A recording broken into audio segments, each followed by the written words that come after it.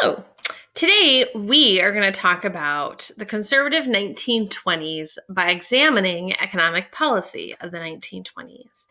As earlier mentioned, recognizing the economic conditions that were at play in the 1920s gives us good insight as to the effects of economic policy in the long term, right? We can look to see what it is that Congress and the president sought to create, and then whether that was able to come to fruition and the long-term impacts of that, right? Because we can see that impact thereafter. It's really hard for us to know now immediately what the impact is of a decision made by Congress because, of course, we're living through it. So we can get some insight as to what happens when government does fill in the blank by looking to the past. And so that's what we're going to do today. In a previous screencast, we examined the presidents of this era and how they operated. And I just want us to live in the fact that they all three of them, Harding, Coolidge, and Hoover, all embraced this type of economic policy making, as did the Congress. So I would not want you to think that it's one president alone who embraced this, or it was just Congress. It really recognized that it was sort of an understanding by a Congress and the president as to how they were going to operate. And the first thing I want to talk with you about is tariffs. Now, over the course of this semester, and even earlier in first semester, we examined tariffs, and we know that a tariff is a tax on imported goods. And the goal of a tariff inherently is to encourage domestic, in our case, American businesses to thrive, right? If you limit the amount of outside, or in this case, foreign goods being brought into the country, or you make it so expensive that those goods are not really viable in the marketplace for purchasing, then it's likely that folks will purchase goods made in the country, right? Essentially, it's the buy American goods. It supports the American economy. And so we've looked at times historically when the government decided to increase the tariff. And we know through history, whether it's the tariff of abomination, nation, or tariffs in the 1870s, 1880s, and 1890s, that when we increase the tariff, it does stop the flow of foreign goods into the United States. And for some, that's a bonus, and for others, it's a negative. So I want to briefly talk about the Fordney-McCumber tariff of 1922 and 1923 and examine sort of what happens as a result. And you're going to be doing some work with outcome charts or flow charts in order to chart it out on paper so it makes sense to you. So in the 1920s, the United States sort of shifted its mindset, or at least the government shifted its mindset, and wanted to become a bit more isolationist, as we examined in the previous screencast. There's lots of reasons why that was the case. It's an outcome of World War I. There's definitely some contrasting or dueling value systems in the country in the 1920s. And tariff policy reflects that. Economics always reflect social and political movements. So the tariff is one of those things. The United States Congress, it's the House in particular that is tasked with the responsibility of tariff setting. The U.S. Congress decides to increase the tariff. It is signed into law by President Harding. It's one of the last things he does before he dies in office. And so this was the highest tariff in history up until that point. It effectively slowed the operation of goods coming into the United States. And again, there's a plus and a minus.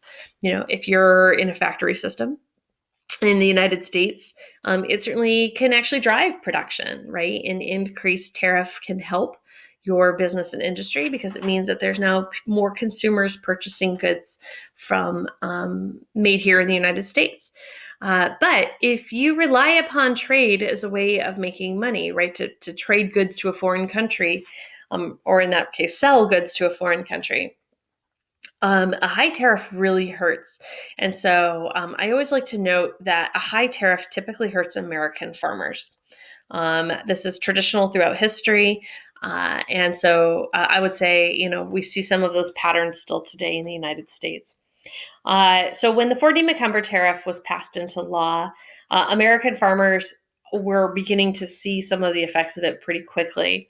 American farmers have gotten very, very good at producing goods, and we have an explosion of technology, an increase in land availability, and generally like a plan to produce more agricultural goods. And a lot of that is coming out of World War I because Germany and France and Britain and other European countries were unable to farm during the war. So the United States was farming and selling goods, which meant that our American farmers were kind of locked in on these contracts of producing X amount of bushels of corn or X amount of bushels of apples. Do we sell apples in bushels? I don't know. However, we sell apples to other countries. But our American farmers were expecting to be able to produce at a certain rate, and then the tariff hits. And so the tariff created, as it always does, a retaliatory environment. When we put tariffs on countries, they put them on us. So while, yes, American industrial goods are being purchased at a higher rate, American agricultural goods were not being sold overseas, which basically meant that American farmers had a high supply of agricultural goods that now they could only sell within the borders and boundaries of the United States, right? They weren't able to sell those apples to Japan or sell those apples to France anymore as they thought they would be able to, which means that there's more apples on the American market. And when you have a lot of something, it decreases the price. So we begin to see prices drop for farmers, and yet their bills remain the same. So they're actually receiving less income for the agricultural goods that they have. It begins what we call in American history the farm crisis. And I want you to see that the 4D McCumber is really a seed of the Great Depression. It lays that foreground work, and later on it's worsened in many cases for American farmers. Again, if we're talking about American businessmen and industry and factories, we're seeing an increase in the purchase of those goods. Because Americans aren't purchasing, cars from Germany, they're purchasing Fords made in Detroit. So kind of recognize there's always winners and losers in a system like this. And you're going to chart these out here shortly. In the 1920s, we see a decrease in the amount of income tax that is being collected by the United States government. The U.S. government decreases its budget. It feels no need anymore to invest money into military technology. We talked about the Washington Naval Conference earlier, so we reduce our armaments. We aren't paying for active duty soldiers to be in a standing army. Instead, we don't keep an active military, and we reduce the amount of weaponry. The government is not engaging in any sort of like social construction projects or bridges or dams or anything like that. And so the federal government believes there's no need to continue to collect at a higher income tax rate. They drop that rate. So you're going to play out here shortly what that kind of looks like when we decrease the income tax and who wins and who loses. Thirdly, the federal government, Congress and the president, decide to kind of back off of the regulations of monopolies.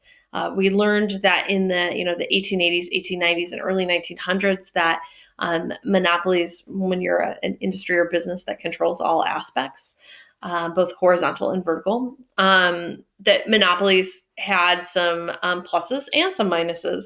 The U.S. government decides to stop enforcing some antitrust laws, some of those laws that were created during the Progressive Era to crack down on business practices.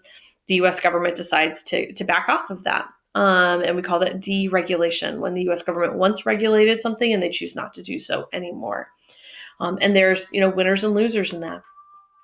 Lastly, there is definitely a labor movement that emerges in the 1920s. If we think back again to some of the labor movements that we heard about in the 1880s and 1890s, we began to learn about strikes and protests. We see bits of this happen with the Triangle Shirtwaist Factory fire, which was covered in our progressive unit. Well, now we are going to examine a little bit about how labor comes back again in the 1920s.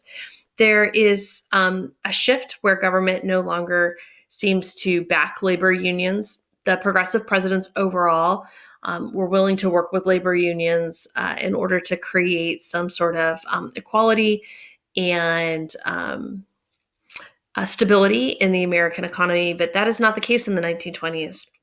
There's generally a belief in what's called corporate welfare or welfare capitalism.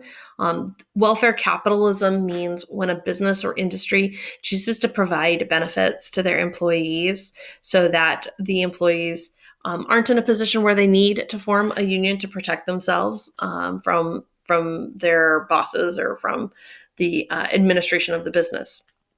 So there is this push and encourage, business owners to delve into welfare capitalism, but that doesn't mean that they do. We actually see a decrease in union membership by about 20%, and there's lots of reasons why that is. And one is because of welfare capitalism, but others have to do with the crackdown of protests and strikes that emerged in the 1920s and a lack of government support for that. We'll see that shift again in the 1930s and 1940s. And today, I would argue, I think that I wouldn't say that the federal government is pro or anti-union. I think that that unions are part of the little d democratic landscape. But I don't know that I would say that the government is for or against them in any real way. I think that may depend on a political preference, but I don't know that I would assert that like wholeheartedly Congress believes or the president, believes one way or the other. So what I want to do is sort of shift this conversation next and have you kind of play out what some of these issues will look like on paper. And I'm going to make a model for you so you can see what I'd like you to do.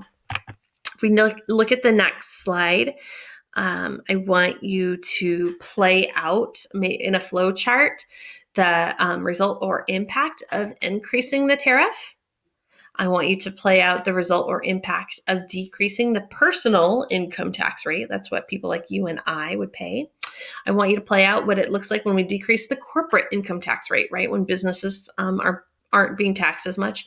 And then what it looks like when we deregulate monopolies, right? Meaning allowing monopolies to flourish again. I want you to think about who wins, who loses, and what the short-term and long-term consequences of these decisions are. So I am going to make a model for you related to the Ford-Macomber tariff, and then I'm going to ask that you do the other three yourselves and submit them and hand them in.